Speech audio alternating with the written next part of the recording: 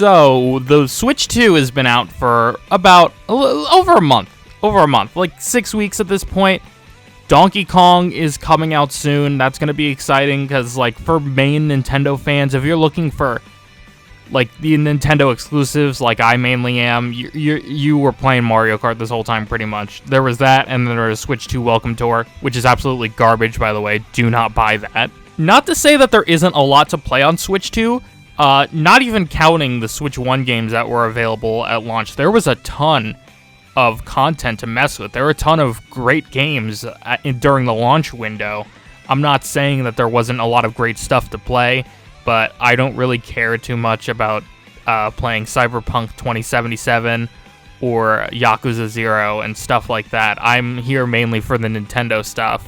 But Tony Hawk's Pro Skater 3+4 came out recently. I love the Tony Hawk games, and you can even play as the Doomslayer, so I was like, hey man, it's a Switch 2 drought, at least for me anyway. Here's a game I'm kind of interested in. I'll get it, even though I probably normally wouldn't. I probably wait a long while for it to go on sale, but now I was like, I might as well have another game to go with my console, because it's the early days. There's not much to play with right now. At least stuff that matches my taste. So, I see it on the Best Buy website, I look at the box art, and I see no game key card banner, which made me excited. I was like, yeah, they actually put the game on a cartridge. That's exciting. I go to pick it up. I come home, I open the game, and there is a download code staring me in the face. Yes, that's right. Even though the game key cards were supposed to end this whole thing, or at least that's what I assumed that one of the goals of the game key cards is to end the codes and boxes, so publishers can still put out cartridges even though there's basically nothing on them. Yeah, it had a code in a box. I did not know this was a thing.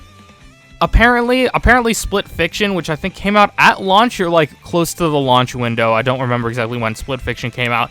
But that game apparently was a download code, but I wasn't aware of this. I thought download codes were dead, and I thought Nintendo was forcing the game key cards if if the publisher did not want to release a game on a 64 gigabyte cartridge. Which I understand. There should be more options available for developers to put their game cards on, like on the Switch. There's the 1 and the 2 and the 4 and the 8 gig and the 16 gig. All the way up to 32 gigabytes, so you could pay for whatever card would hold your game and not have a lot of extra space that was unneeded. So, considering the Switch 2 cartridges are around $16 to produce, yeah, it makes sense that some publishers would want to go with a game key card, even if the game is small, like Puyo Puyo Tetris 2. But Tony Hawk's Pro Skater is like 30 gigabytes or something like that. A little over 30 gigabytes, I think. So, even if they did have that model of like differently sized cards, they would probably still be forced to buy 64 gigabyte anyway, and it's Activision. Of course it's Activision, so they went with the cheapest option available, which I didn't even know was an option, which was to put a download code in the box like we're on the Switch 1 again.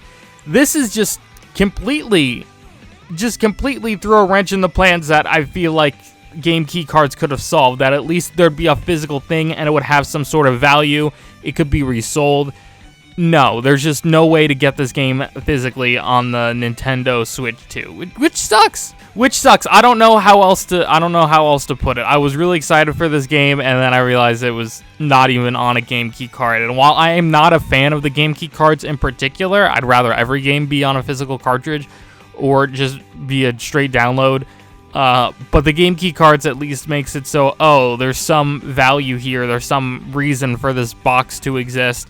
I got Sonic X Shadow Generations. That was a game key card. It works pretty well, and it's at least something a little more substantial than just downloading it on your system. But no, now the doors are open, or at least they were since the beginning. But now I'm just realizing that the doors are open for a company to just be like, I don't even want to buy.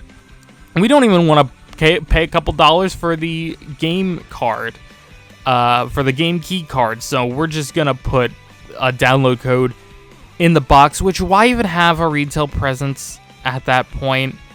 Why not? There's an upgrade path for the Switch version. I don't think all of the Switch version is on the card, but I'm pretty sure some of it is. So like, why not just release the Switch version and be like, hey, you can upgrade on Switch 2?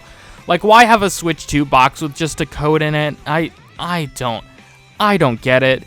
It's because that's what Shadow Labyrinth is doing later this month. There's not going to be a physical Switch 2 edition. You can buy the Switch 1 edition and upgrade it for free, but there's not going to be a physical Switch 2 edition. So it's still on cartridge, and they have to have it on a smaller cartridge while still giving you the option to upgrade for free, which is great. I mean, I like having my Switch 2 boxes. I think they look nice together, but I understand the thought process there, and it's inherently pro-consumer to do it that way. But yeah, I'm kind of fed up with the codes and boxes that they did in the Nintendo Switch generation, because now there really is no excuse. You can at least buy a cartridge with nothing on it. There's no excuse now for these games to not be on game key cards, or else what is the game key card even for? But these are good remakes, at the very least. I may hate Activision and Nintendo and what they're doing here, but Doomslayer in Tony Hawk's Pro Skater. What more could you want? That is my TED Talk. Thank you, everybody, for watching.